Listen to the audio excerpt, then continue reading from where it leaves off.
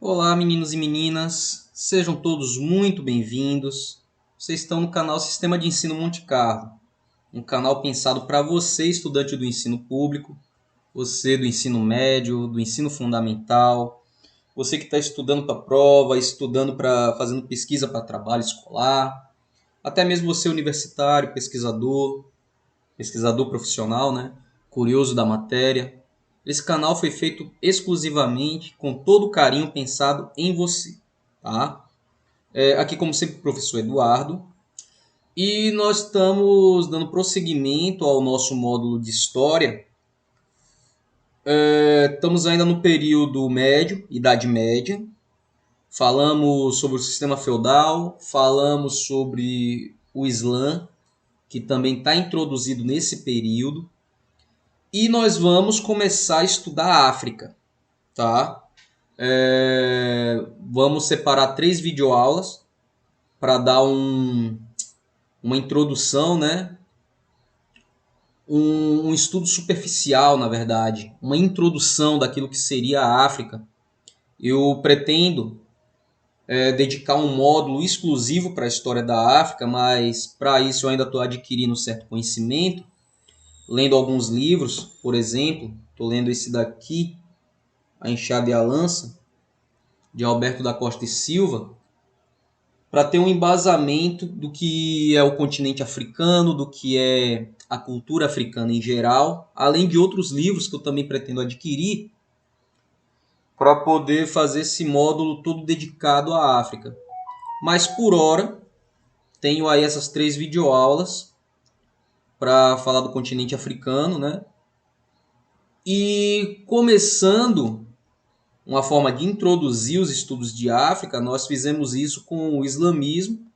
Mostrei que o islamismo ele se originou no Oriente Médio, mas ele se expandiu por todo o continente africano até para longe das fronteiras da África, né?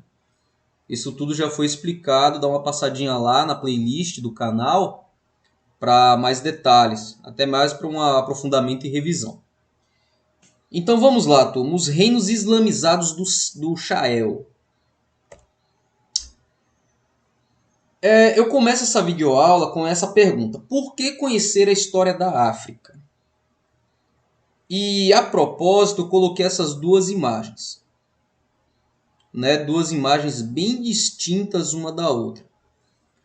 E aí eu pergunto: qual dessas imagens representa para você, ou daquilo que você conhece de África, qual dessas imagens te mostra ou te representa o continente africano? Né? Partindo do princípio que a África não é um país, é um continente. E eu digo a vocês que as duas imagens, as duas fotografias são do continente africano. Um é da África do Sul, uma região mais desenvolvida, e uma outra está na África do Norte, certo? Especificamente na região do Mali. Então, com isso, eu introduzo a África dizendo que a África é um continente extenso, a África é um continente de diversidade cultural, tem áreas desenvolvidas, tem áreas subdesenvolvidas e tem áreas de pobreza. Um ponto de questionamento, ou até um exercício prático, quando você vai para o Google e digita lá África, de cara o Google ele lhe mostra cenas de miséria, cenas de savana, negros subdesnutridos. É isso que a mídia lhe mostra, é isso que a internet lhe mostra de cara. Quando você assiste qualquer documentário ou qualquer filme que lhe represente a África, ela mostra essa mídia lhe mostra mais a pobreza e a miséria do continente. Só que isso é uma visão superficial e preconceituosa daquele continente. Um preconceito que vem do fraco conhecimento daquela cultura um preconceito por natureza cultural e por negligência. Muitas vezes parte de nós essa negligência de deixar que o preconceito nos domine, tá? Então, os estudos de humanas servem para isso, para desmistificar certos conceitos, certas teorias, trazendo o conhecimento amplo e prático, tá? E por muito tempo, os antigos povos que habitavam a África foram vistos como seres inferiores e sem cultura. Infelizmente, nos dias de hoje, essa visão preconceituosa ela ainda persiste. Porém, graças a estudos socioculturais recentes, tem ajudado a quebrar essa ideia. Né? O livro que eu mostrei no início, A Enxada e a Lança, é um bom exemplo desses estudos, né? Para desmistificar e quebrar esse paradigma de continente atrasado. Esses estudos mostram, por exemplo, que a África pré-colonial era habitada por diferentes sociedades, algumas com organização complexa, intensa atividade comercial e uma grande produção artística e cultural. Apesar disso, ainda hoje, muitas pessoas e sociedades têm uma imagem deturpada e simplificada sobre os povos africanos. Por isso, em um período marcado cada vez mais pelo desrespeito à diversidade, é isso que nós vemos na atualidade, desrespeito à diversidade. Conhecer a história das sociedades africanas é um passo importante para a construção de um mundo mais justo e solidário. Aqui eu coloquei mais uma imagem da África. Se na introdução eu coloquei uma região pobre do Mali, aqui está o centro de Mali. Observe, né? Bastantes edifícios, edificações de concreto, iluminação. Então, é para tirar da cabeça essa ideia de que na África só tem miséria. Tá? As sociedades chaelianas, né, que são de origem árabe, essa palavra Sahel, significa margem ou borda. No caso africano, o Sahel é uma extensa faixa de terra situada imediatamente ao sul do deserto do Saara e habitada por diferentes povos pastores e comerciantes. Entre o século 8 e 11, desenvolveram-se na região diversos reinos e cidades mercantis, como o Adjené e o Timbuktu. São palavras de pronúncia árabe que às vezes distorce a língua e a fonética da gente. Djené e Timbuktu. A formação desses reinos esteve diretamente relacionada ao comércio de longa distância, principalmente com os árabes, né, vindos do norte da África. E esses mercadores adquiriam ouro, noz moscada, marfim, pele, escravos e outros artigos como as sociedades sahelianas. A escravidão nesse período, a gente está falando do período pré-colonial, né? Ela era considerada normal. Era praticada pelas tribos, pelos reinos e impérios sahelianos muito antes da chegada dos europeus. Então a escravidão não é uma invenção europeia. A escravidão ela já era praticada e exercida dentro da África. Também os mercadores árabes, os berberes e outros povos islamizados do norte do continente negociavam e possuíam escravos. Então até o próprio Islã, os próprios adeptos do islamismo, sendo religiosos, né, diga-se de passagem, eles também adquiriram seus escravos. Eles também utilizaram dessa forma de comércio e de mão de obra. O reino de Gana foi conhecido como a Terra do Ouro, que é a mais antiga civilização, é o mais antigo reino do Sahel. Estabeleceu-se na região vizinha ao sul do deserto do Saara, por volta do ano 300. O centro comercial do reino era a cidade de Combichalé, na verdade. que desde o século IX já apresentava características urbanas e atingiu seu esplendor por volta dos séculos XII e XIII. A cidade chegou a abrigar uma população de 20 mil pessoas e pode ter sido uma das capitais do Reino de Gana, essa cidade de Kombu Chalé. Muito tempo antes de Maomé, o reino era chamado pelos árabes de a Terra do Ouro. Devido às ricas zonas auríferas existentes na região, o ouro era trocado principalmente por sal, e o sal, diga-se de passagem, era extraído das salinas do deserto do Saara e utilizado como moeda de troca nas transações comerciais e na conservação dos alimentos. Estudos arqueológicos indicam que esse comércio existia pelo menos desde o século III e envolvia produtos como goma, sorgo, milhete, ambá, peles, penas, marfim e etc. Né? Sorgo e milhete são cereais, tá? E mais adiante nós vamos falar um pouquinho mais sobre a goma. A presença do Islã em Gana, após se difundir pelo norte, né, a tal religião de Maomé, foi levada para o Sahel. E no reino de Gana, o Islã começou a crescer por volta do século XI, mas não em decorrência da conquista militar, né, como havia acontecido no norte. Eu havia explicado no módulo sobre o Islã que houve territórios que foram conquistados, que a religião, na verdade, foi introduzida à força, e teve regiões que a religião ela foi introduzida por negociata. No caso de Gana, o Islã foi divulgado por mercadores árabes e por líderes religiosos islâmicos vindos do norte, que foram chamados de marabutos. Essa nova religião, encontrou maior número de adeptos entre os funcionários da corte e intelectuais que assessoravam o Gana. O Gana era um título imperial, era um título do reino. Então o rei de Gana, ele era chamado de Gana. Eles passavam a utilizar a escrita árabe na administração do reino e dos negócios. Então, quando a religião islâmica ela se introduz no reino de Gana, até a sua escrita ela passa a ser adotada pelo reino. A religião e a cultura islâmica contribuiu para fortalecer o poder real e para aglutinar diferentes povos sobre o domínio de Gana, como os tuaregues, os malinques, os fulas, os tuculores e os soninquês.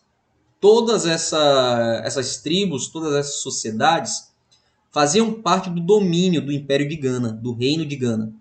Com isso, o Islã transformou-se em uma religião de Estado, sendo que o próprio Gana, o próprio imperador, o próprio rei, não tinha se convertido. E muitas crenças e rituais tradicionais tenham se mantido na religião. Eles se associaram do Islã, mas não abandonaram a sua cultura e tradição. Como eu havia dito, Gana era o título que recebia o rei. Visto como elo entre os deuses e os homens, ele liderava um poderoso exército e ocupava o topo da sociedade. E essa sociedade, após o Gana, era seguido pelos nobres, homens livres, servos e escravos.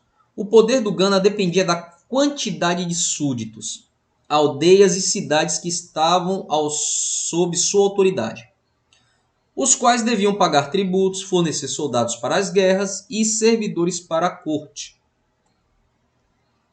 Agora, falando do Império do Mali, que ficava na mesma região em que se desenvolveu o Reino de Gana, esse império floresceu entre os séculos 13 e 14. Foi um império rico e o mais poderoso. Esse reino era habitado por vários povos, sendo os malinques, os mandingas, o grupo principal. Os mandingas falavam a mesma língua do povo de Gana e também adotaram a cultura e a religião do Islã. Note que toda essa civilização africana do norte, ela se associou ao Islã como uma forma de expansão, né? Eles se assemelhavam, se associavam Isso como ampliação cultural e, claro, pela facilidade das trocas comerciais e pelo poder do próprio império. Os governantes do Mali recebiam o título de Mansa.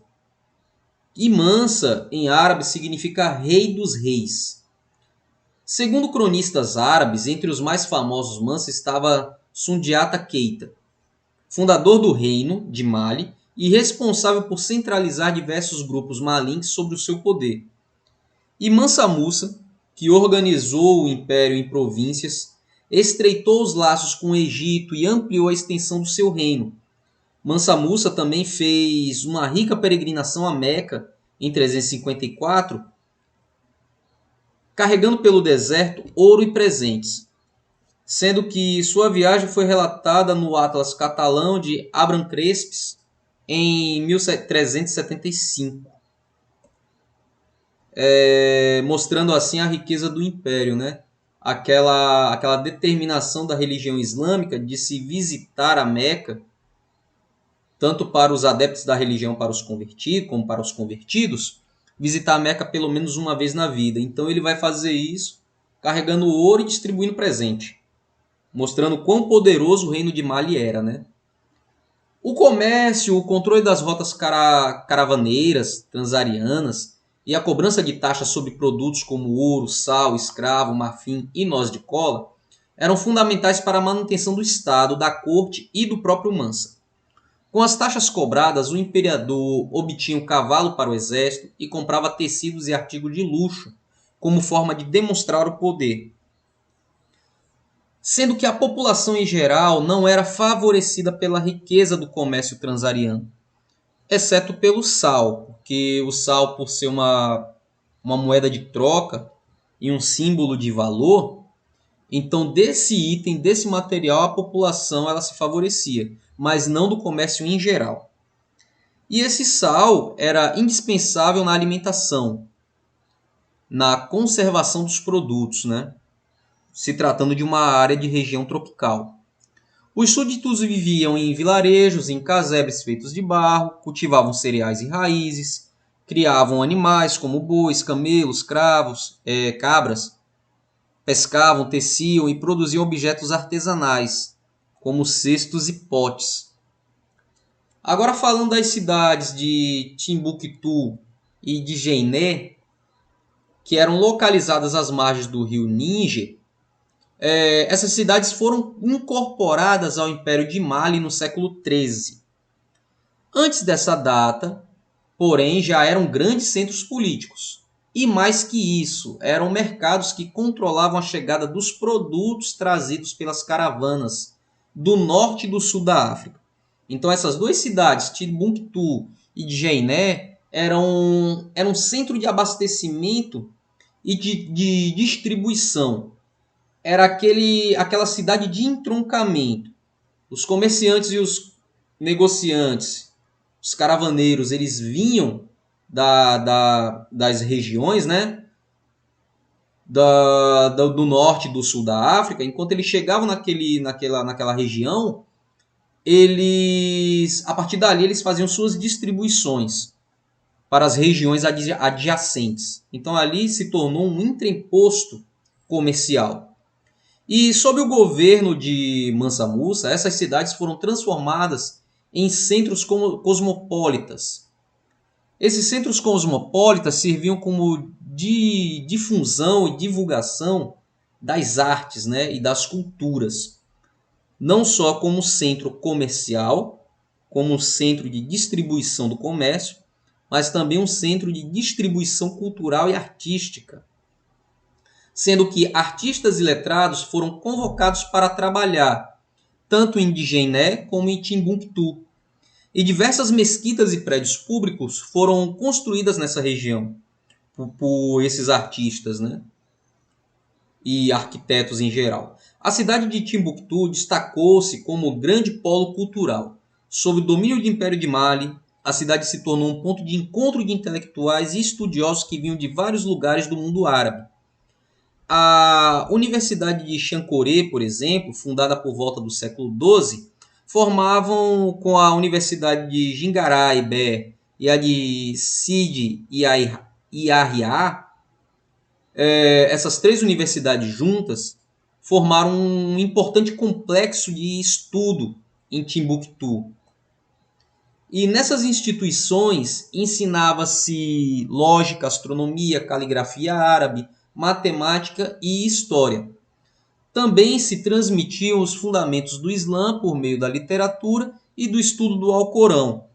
Isso por quê? Porque o Estado adotou a religião islâmica, então a partir daí ela passou a ser ensinada nas universidades. Na Universidade de Sancoré, por exemplo, não existia uma administração central. Não existia registro de estudantes ou cursos pré-determinados. Os alunos se associavam a um professor e as aulas ocorriam em pátios abertos da faculdade ou em residências particulares. Em 1988, as cidades de Timbuktu foi declarada Patrimônio Mundial da Unesco e por conta do processo de desertificação e acúmulo de areia que tem ameaçado muito dessas construções seculares, que corre o risco de desaparecer. Então, por isso a Unesco entrou em ação para tentar proteger e preservar esses patrimônios. E diante desse cenário, a Unesco iniciou um programa para conservar, e proteger a importância do patrimônio da história pré-colonial da África. Turma, essa foi nossa videoaula de hoje. Esse foi o nosso primeiro capítulo, desse estudo de África. Espero que tenha sido útil e produtivo como introdução para vocês. E até uma próxima. Não se esqueçam de deixar o seu like, de compartilhar os conteúdos do canal do professor. Se você não é inscrito, torne-se inscrito. E até uma próxima.